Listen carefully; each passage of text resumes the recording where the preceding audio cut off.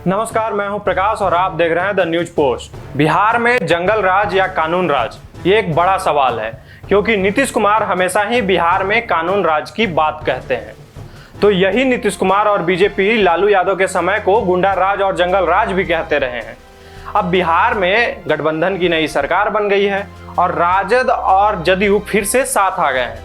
ऐसे में यह सवाल लगातार उठ रहा है कि बिहार में किसका राज होगा। मंत्रिमंडल विस्तार और विभागों के बंटवारे के बाद तो विपक्ष ये सवाल लगातार उठा रहा है क्योंकि बीजेपी का आरोप है कि मंत्रिमंडल में शामिल कई मंत्रियों के खिलाफ आपराधिक मुकदमे दर्ज हैं। इस मंत्रिपरिषद में राजद की ओर से ललित यादव, रामानंद यादव, सुरेंद्र यादव, कार्तिक कुमार, ये ऐसे नाम हैं जो आपराधिक पृष्ठभूमि के लोग हैं, जिनकी छवि दागदार छवि है।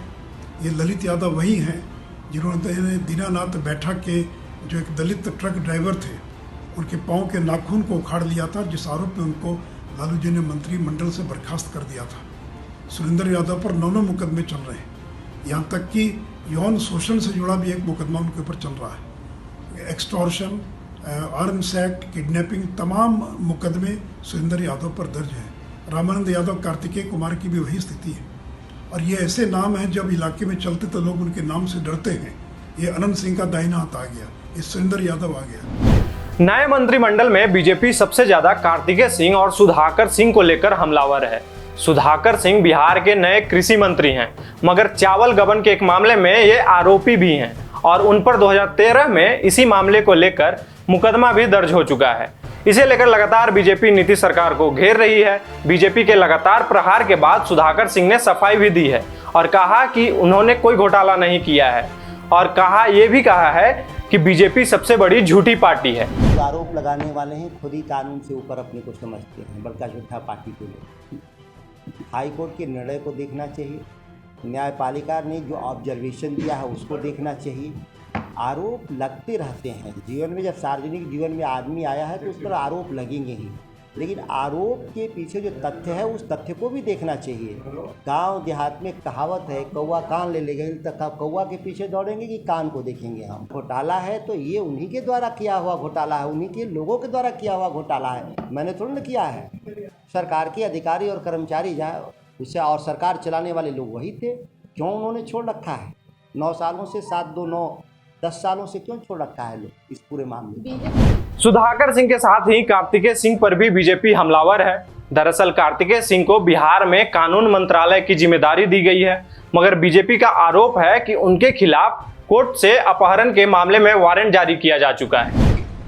बिहार में बहार है, कानून मंत्री फरार है, आई सबके नेता नीतीश कुमार है। आप जनमानस में जो कानून काम करती है उस कानून के आंख में धूल नहीं झोंक सकते हैं। आप इसी तरह के लोगों के, दागदार लोगों को, अपराधियों को मंत्री बना के उसके सरगना बनना चाहते हैं तो आप सरगना बने, लेकिन आप ये लांछना सुनने के लिए भी तैयार। दरअसल पटना के एक बिल्डर राजीव रंजन की 2014 में किडनैपिंग हुई थी। इसके बाद कोर्ट ने इस मामले में संज्ञान लिया था। राजीव रंजन की किडनैपिंग मामले में एक आरोपी बिहार के कानून मंत्री कार्तिकेय सिंह भी हैं, जिनके खिलाफ कोर्ट ने वारंट जारी किया हुआ है। कार्तिकेय सिंह ने अभी तक न तो कोर्ट के सामने सरेंडर किया और न ही जमानत के लिए अर्जी दी है। 16 अगस्त को इनके कोर्ट में पेश होना था, लेकिन मंत्री पद की शपथ ले रहे थे। अब दूसरी ओर इसको लेकर नई सरकार के खिलाफ बीजेपी आक्रामक हो गई है। बीजेपी की ओर से पहले ही यह कहा जा रहा है कि नई सरकार का मतलब बिहार में जंगल राज है। इस आरोप के बाद कार्तिकेय सिंह के वकील ने प्रेस कॉन्फ्रेंस कर सफाई दी। उन्हें निर्दोष बताते हुए अंतिम प्रपत्र न्यायालय में समर्पित कर दिया, जिसका छाया प्रति की कॉपी है, आप लोग को दे दिया जाएगा फोटोकॉपी करवा। अंतिम प्रपत्र समर्पित किया।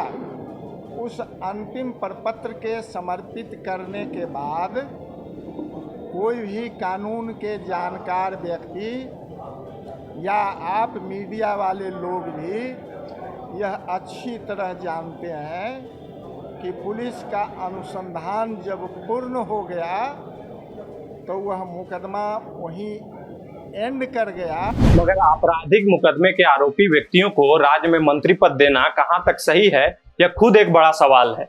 मंत्री पद में आपराधिक पृष्ठभूमि के लोगों को शामिल होने से सबसे ज्यादा मुसीबत के घेरे में खुद मुख्यमंत्री नीतीश कुमार ही हैं। क्योंकि वे हमेशा ही राज्य में कानून राज होने का दावा करते हैं, मगर इससे उनके ये दावे झूठे साबित हो रहे हैं। इसलिए विपक्ष और राज्य की जनता लगातार पूछ रही है कि राज्य में जंगल राज है या कानून राज। ऐसे और भी अपडेट्स के लिए बने रहिए द न्यूज पोस्ट के साथ। धन्यवाद।